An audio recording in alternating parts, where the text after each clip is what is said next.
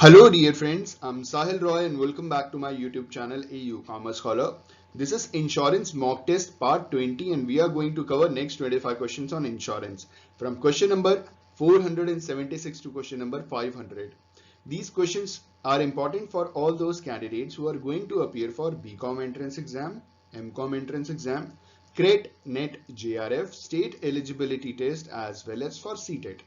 अगर ये video beneficial लगे तो लाइक और कमेंट जरूर कीजिएगा। Let's begin with our first question.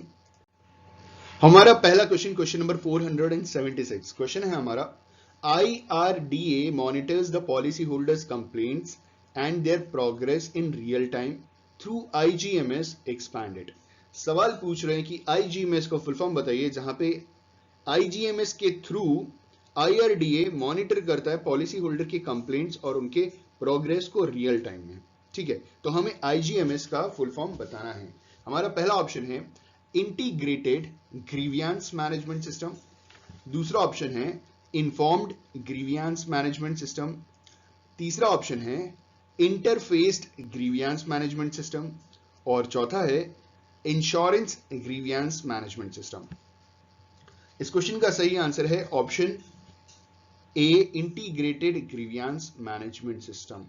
IGMS का full form integrated grievance management system. Option A is the correct answer for the given question. हमारा अगला क्वेश्चन नंबर 477 क्वेश्चन है हमारा Which among the following consumer disputes redressal agency entertains the complaints where the value of the goods or services and the compensation claim does not exceed rupees 20 lakh? सवाल पूछा जा रहा है कि इनमें से वो कौन सी कंज्यूमर डिस्प्यूट्स रिड्रेसल एजेंसी है जो गुड्स एंड सर्विसेज 20 लाख के अंदर के कंप्लेंट्स को वो एंटरटेन करती है। ठीक है, 20 लाख से ज्यादा नहीं होना चाहिए, 20 लाख से कम ही होना चाहिए। ठीक है, पहला ऑप्शन नेशनल कमीशन, दूसरा है स्टेट कमीशन, तीसरा है डिस्ट्रिक्ट फोरम और चौथा है सिविल कोर्ट। इस क्वेश्चन का सही आंसर है option C district forum. District forum में जो भी केसेस आते हैं ना, गुड्स एंड सर्विसेज के जो भी कंप्लेंट्स आते हैं, उनकी वैल्यू 20 लाख से ज्यादा नहीं होनी चाहिए। ठीक है, डिस्ट्रिक्ट फोरम। उसके बाद आता है स्टेट फोरम। स्टेट फोरम में कितना है? मेरे हिसाब से 1 करोड़ रुपए। और स्टेट फोरम के ऊपर है नेशनल कमीशन। नेशनल कमीशन में 1 करोड़ के ऊपर है। ठीक है, I just hope and believe कि एकदम सही जवाब हम आपको दे रहे हैं। आगे बढ़ते हैं, हमारा अगला क्वेश्चन है क्वेश्चन नंबर 478। क्वेश्चन है हमारा the dash entertains complaints with the value of goods and services and compensation if any claimed exceed rupees 20 lakh but does not exceeds rupees 100 lakh। मतलब 20 लाख से 1 करोड़ के अंदर अंदर अगर कोई गुड्स और सर्विस का कॉम्पनसेशन का कोई क्लेम करता है तो कौन सी रिड्रेसल एजेंसी इसे एंटरटेन करती है? पहला ऑप्शन स्टेट कमीशन, दूसरा ऑप्शन डिस्ट्रिक्ट फोरम, तीसरा ऑप्शन नेशनल कमीशन, चौथा ऑप्शन सिविल कोर्ट। तो इस क्वेश्चन का सही आंसर क्या है? Option A state commission.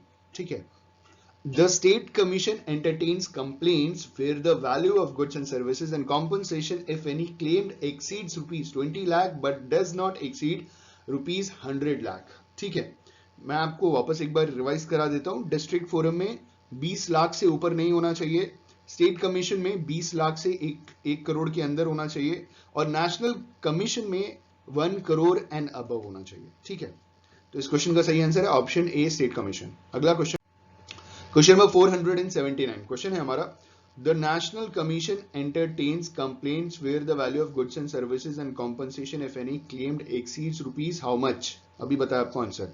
We have 4 options. पहला ऑप्शन 5 करोड़, दूसरा ऑप्शन 1 करोड़, तीसरा ऑप्शन 2 करोड़ एंड चौथा ऑप्शन 3 करोड़। इस क्वेश्चन का सही आंसर है the national commission entertains complaints where the value of goods and services and compensation if any claimed exceeds rupees 1 crore. Option B is the correct answer. 1 crore exceed कर रहा है तो वो कहां जाएगा?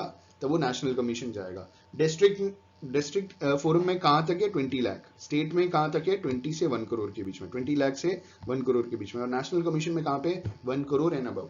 Option B is the correct answer for the given question. हमारा अगला question number 480 question है हमारा What is the time limit set for the complainant to approach an insurance ombudsman over the rejection of the complaint by the insurer?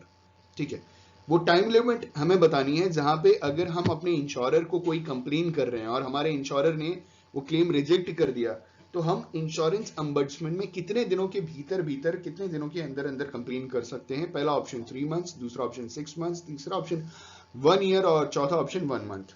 इस question का सही answer है, अगर आपका कंप्लेन आपका इंश्योरर रिजेक्ट कर देता है तो आप इंश्योरेंस अम्बड्समैन में विद इन 1 मंथ कंप्लेन कर सकते हैं। आपके पास टाइम लिमिट है कितना? सिर्फ 1 महीना।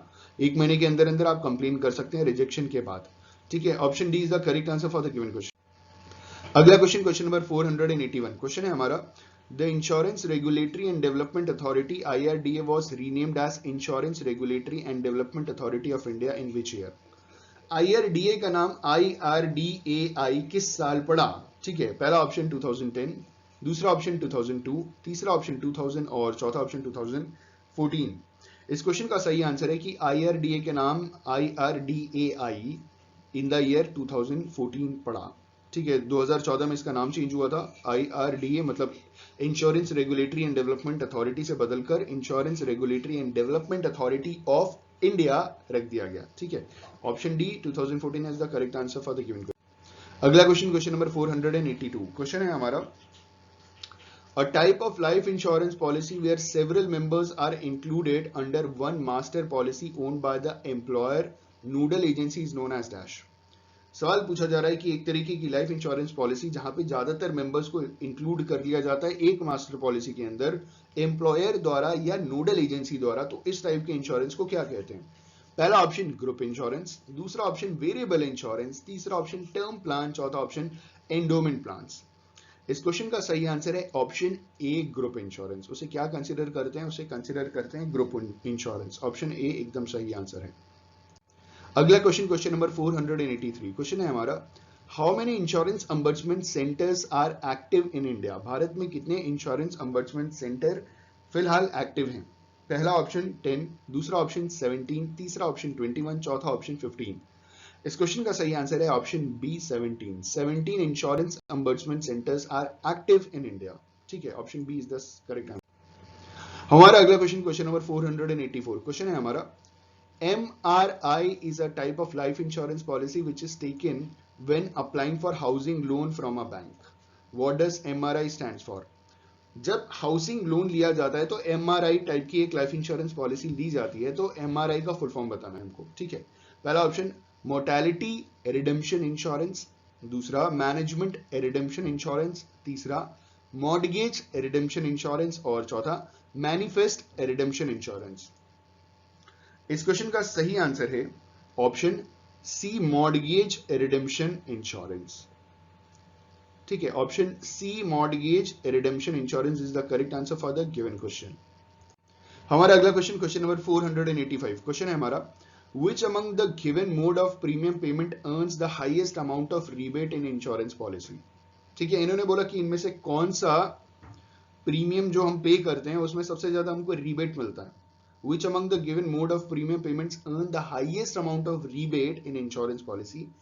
पहला ऑप्शन मंथली, दूसरा ऑप्शन क्वार्टरली, तीसरा ऑप्शन हाफ ईयरली और चौथा ऑप्शन ईयरली। इस क्वेश्चन का सही आंसर है option D yearly. Yearly mode of premium payments earn the highest amount of rebate in insurance policy. Reason इसके पीछे ये है कि इसमें जो क्लर्कियल खर्चा है, जो बाकी के जो खर्चे होते हैं ना, लोडिंग खर्चे, बाकी जो एक्सपेंसेस होते हैं वो बहुत कम होते हैं। अगर आप हर महीने देंगे, हर महीने का रिसीट निकलेगा, हर महीने क्लर्क को काम करना है, एजेंट को काम करना है, बहुत सारे लोगों को काम करना है, तो हर बार कमीशन बनेगा, ये बनेगा, वो बनेगा। अगर आप ईयरली एक बार करोगे तो आपको बहुत रिबेट मिल जाएगा। ठीक है, ये जब हम पॉलिसी लेते हैं ना तो उसी वक्त डिसाइड हो जाता है, तभी आप डिसाइड करते हो आपको मंथली देना है, क्वार्टरली देना है, हाफ ईयरली देना है या ईयरली देना है। आपने मंथली डिसाइड किया तो आपका कंपेरेटिव प्रीमियम थोड़ा ज्यादा होगा। जैसे मंथली में अगर आप दे रहे हो 2000 रुपीज, तो ईयरली में हो सकता है आपको 1800 ही देना पड़े। इतना डिफरेंस आ जाता है। तो option D is the correct answer for the given question. हमारा अगला क्वेश्चन, क्वेश्चन नंबर 486, क्वेश्चन है हमारा,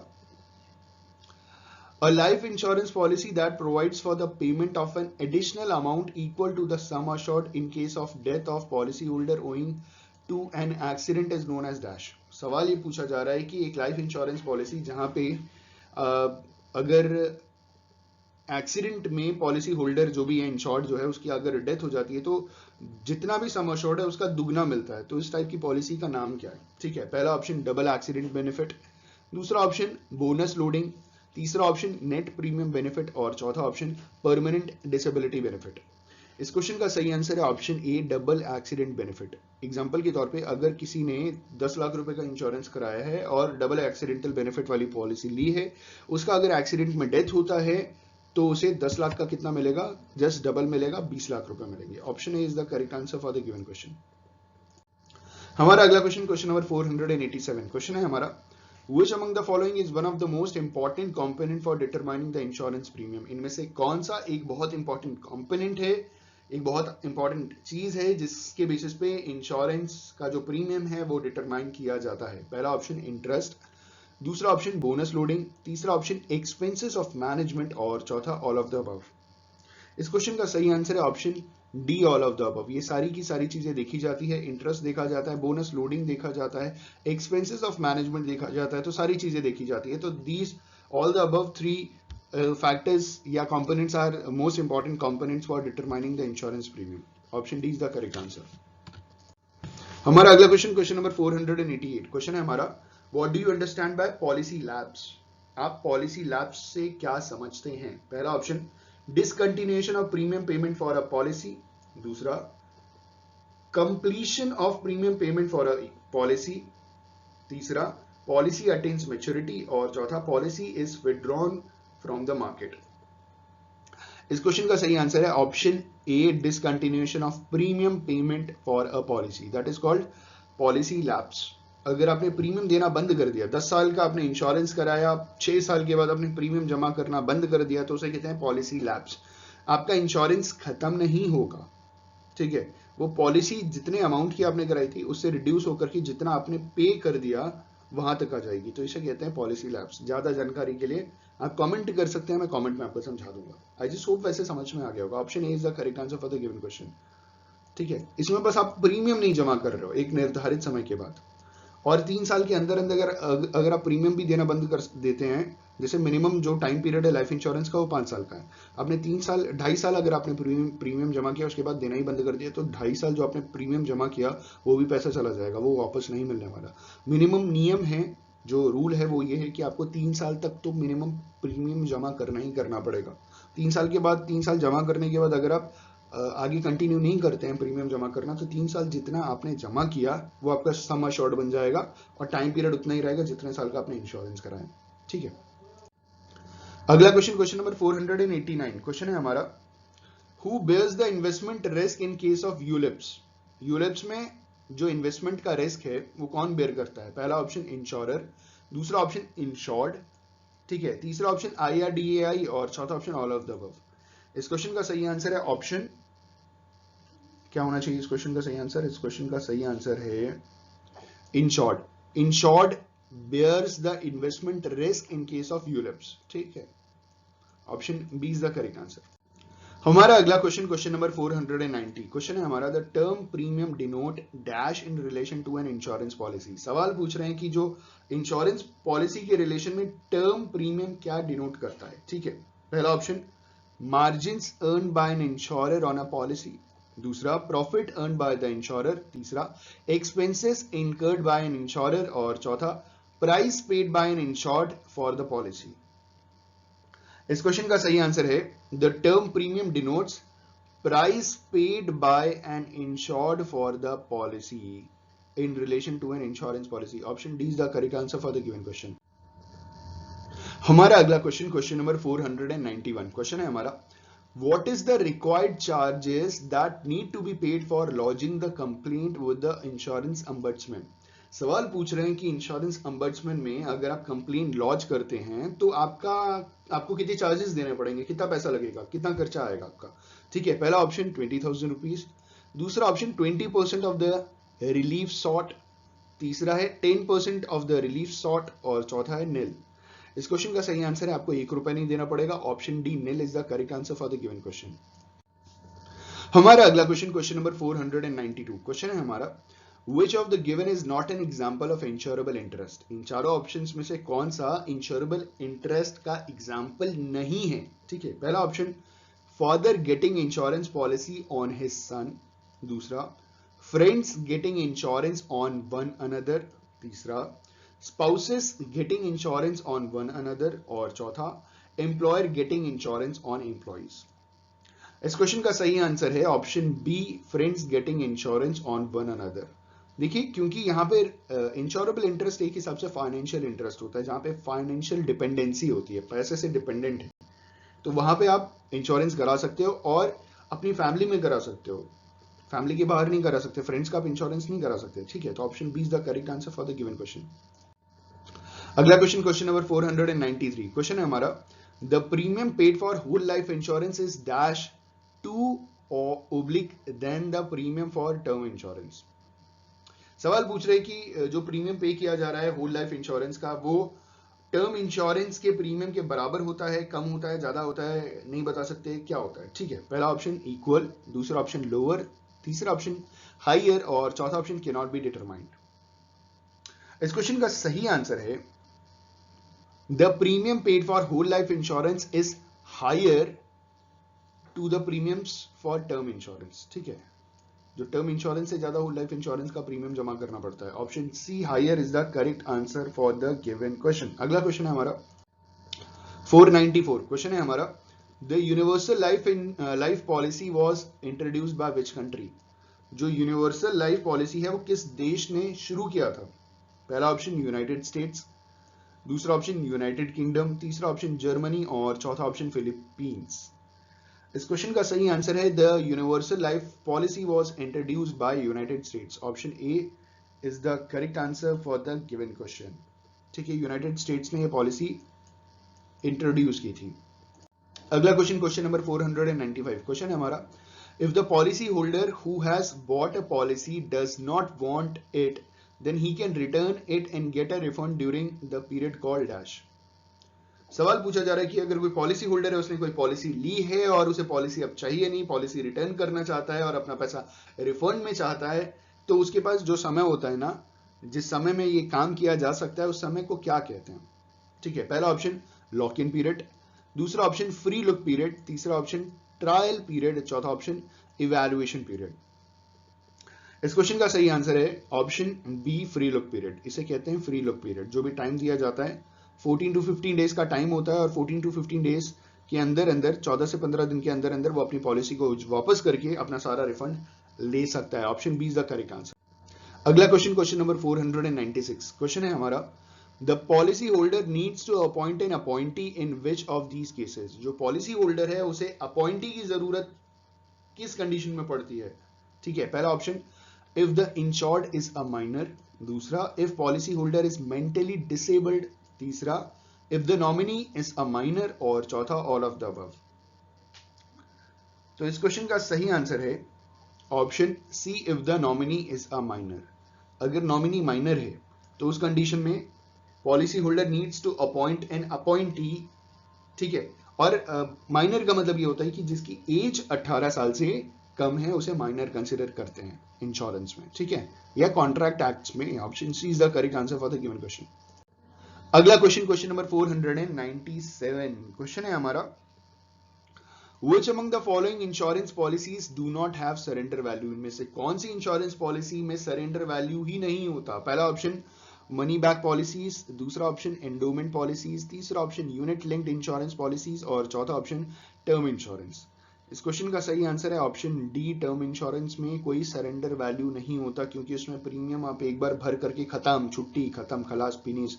ठीक है, उसमें आपको बार बार प्रीमियम भरने की जरूरत नहीं होती। तो टर्म इंश्योरेंस में वन टाइम प्रीमियम पे किया जाता है नॉर्मली, तो इसमें सरेंडर वैल्यू नहीं होता। Option D is the correct. अगला क्वेश्चन, क्वेश्चन नंबर 498। क्वेश्चन है हमारा, Which section of the Insurance Act 1938 provides for the nomination of a nominee?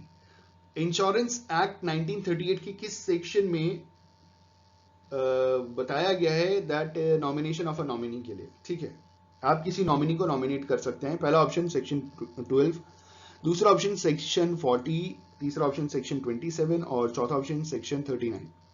इस क्वेश्चन का सही आंसर है option D, section 39 of the insurance act 1938 provides for nomination of a nominee. Option D 39 is the correct answer for the given question. अगला question, question number 499। Question है हमारा, what is the maximum length of the grace period granted in insurance policy? Maximum कितना आपको grace period का time period मिलता है? Grace period का मतलब अगर प्रीमियम नहीं जमा किया तो कितना ग्रेस पीरियड मिलता है प्रीमियम जमा करने के लिए? पहला ऑप्शन 3 मंथ्स, दूसरा ऑप्शन 1 मंथ, तीसरा ऑप्शन 12 मंथ, चौथा ऑप्शन 6 मंथ्स। तो ये मैक्सिमम टाइम पीरियड पूछ रहे हैं कि मैक्सिमम लेंथ कितना होता है ग्रेस पीरियड का जो दिया जाता है इंश्योरेंस पॉलिसी में। हमारा सही जवाब है option B 1 month. 1 month is the maximum length of the grace period granted in insurance policy. ठीक है, option B 1 month is the correct answer. हमारा अगला क्वेश्चन, क्वेश्चन नंबर 500 क्वेश्चन है हमारा, the insurance companies are required to process the claim as soon as they receive, and any additional queries or documents needed should be asked for within a period of dash from the date of receipt of claim। सवाल पूछा जा रहा है कि जो insurance companies हैं उनको कितने दिन के भीतर भीतर, जब उनको क्लेम रिसीव होता है ना, उनके कितने दिन के भीतर भीतर उनको सारा काम निपटाना होता है, और ये कितने दिन होते हैं जिसमें उनको सारा का सारा डॉक्यूमेंट्स सारा रिसीव कर लेना है। ठीक है, वो टाइम पीरियड कितना दिन होता है क्लेम के रिसीव होने के अंदर अंदर? पहला ऑप्शन 15 डेज, दूसरा ऑप्शन 1 वीक, तीसरा ऑप्शन 1 मंथ, चौथा ऑप्शन 2 डेज। इस क्वेश्चन का सही आंसर है ऑप्शन ए 15 डेज। ठीक है, the insurance companies are required to process the claim as soon as they receive, and any additional queries और document needed should be asked for within a period of 15 days from the date of receipt of claim. कोई additional document चाहिए तो claim receive करने के 15 दिन के अंदर अंदर आप मांग सकते हो। ठीक है, option A 15 days is the correct answer for the given question. इसी के साथ हमने 500 क्वेश्चंस कंप्लीट कर लिए। मुझे बहुत खुशी है कि हमने इतने सारे क्वेश्चंस कंप्लीट कर लिए। अगर आपने हमारे लास्ट कुल मिलाकर के 20 वीडियोस देखे हैं तो भरोसा कीजिए कि आपके पूरे 500 क्वेश्चंस तैयार हो गए। और अगर आप इतने क्वेश्चंस की तैयारी करके एग्जामिनेशन में जाएंगे तो आपको कोई दिक्कत नहीं होगी, आप बहुत कॉन्फिडेंट रहेंगे। I just hope and believe कि ये 500 क्वेश्चंस बहुत बेनिफिशियल रहे होंगे आपके लिए। अगर ये वीडियो पसंद आए तो लाइक शेयर कमेंट करना ना भूलें, और आने वाले समय में इंश्योरेंस पे आपको और भी क्वेश्चंस मिलेंगे। ठीक है, thank you so much, all the best for your examinations, good luck, good day, ta-ta, bye bye, have a nice day.